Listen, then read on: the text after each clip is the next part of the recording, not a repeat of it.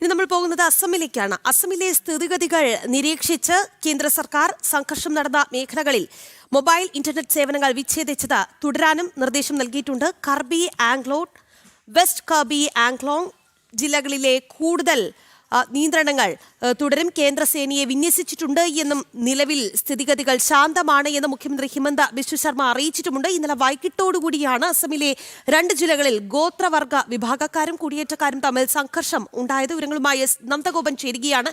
നന്ദൻ, നിലവിലത്തെ ഒരു സ്ഥിതിഗതികൾ പരിശോധിച്ചാൽ സ്ഥിതിഗതികൾ ശാന്തമാണ് എന്നുള്ളതാണ് മുഖ്യമന്ത്രി അറിയിക്കുന്നത്. ഒപ്പം തന്നെ ഈ സംഘർഷ മേഖലകളിൽ കൂടുതൽ സേനയെ വിന്യസിച്ചിട്ടുണ്ട്.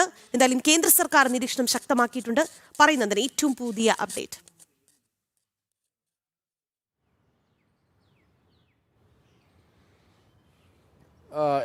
കിർബി ആംഗ്ലോങ് അതേപോലെ തന്നെ വെസ്റ്റ് കിർബി ആംഗ്ലോങ് എന്നീ 2 ജില്ലകളിലാണ് സംഘർഷമുണ്ടായത്. കഴിഞ്ഞ ഏതാനും ദിവസങ്ങളായി ഈ ഗോത്രവർഗ വിഭാഗക്കാർ പ്രതിഷേധത്തിലായിരുന്നു.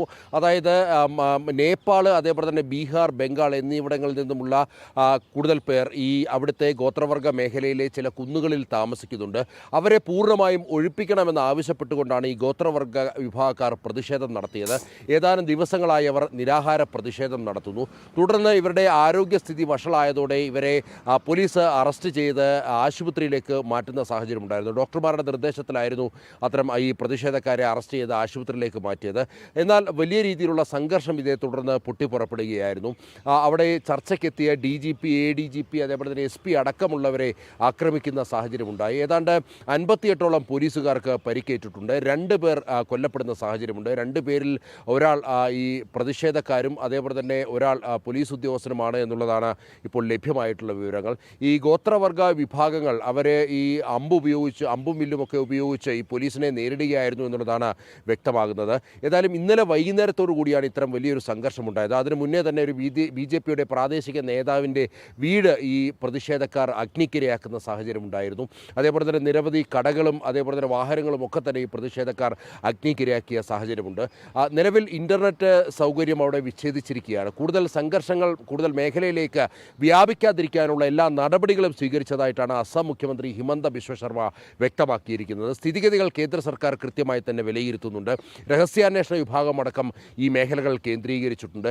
ഏതെങ്കിലും തരത്തിലുള്ള എക്സ്റ്റേണൽ ഫോഴ്സ്, മറ്റ് ഏതെങ്കിലും ഇടപെടലുകൾ, പുറമേ നിന്നുള്ള ഇടപെടലുകൾ ഉണ്ടോ എന്നുള്ളതും അന്വേഷിച്ചു വരികയാണ്. കൂടുതൽ കേന്ദ്രസേനയെ വിന്യസിച്ച് സ്ഥിതിഗതികൾ ശാന്തമാക്കിയിട്ടുണ്ട്. ആവശ്യമെങ്കിൽ കൂടുതൽ കേന്ദ്രസേനയെ അയക്കാമെന്നുള്ളത് ഇതിനോടകം തന്നെ ഇതുമായി ബന്ധപ്പെട്ട ആഭ്യന്തര മന്ത്രാലയം വ്യക്തമാക്കി കഴിഞ്ഞു. ഏതായാലും ഉന്നതതല യോഗം വിളിച്ചിട്ടുണ്ട് മുഖ്യമന്ത്രി ഹിമന്ത ബിശ്വ ശർമ്മ. ഇതിൽ ഇതുമായി ബന്ധപ്പെട്ട് ഇന്നലെ വൈകുന്നേരം നടന്ന സംഘർഷവുമായി ബന്ധപ്പെട്ട കൂടുതൽ കാര്യങ്ങളിലുള്ള വിലയിരുത്തലുകൾ ഉണ്ടാകുമെന്നുള്ളതാണ് അറിയുന്നത്. ഏതായാലും നിലവിൽ സ്ഥിതിഗതികൾ ശാന്തമായി തുടരുകയാണ്. എന്തായാലും അസമിൽ കേന്ദ്ര സർക്കാർ നിരീക്ഷണം ശക്തമാക്കിയിട്ടുണ്ട് എന്നുള്ളതാണ്.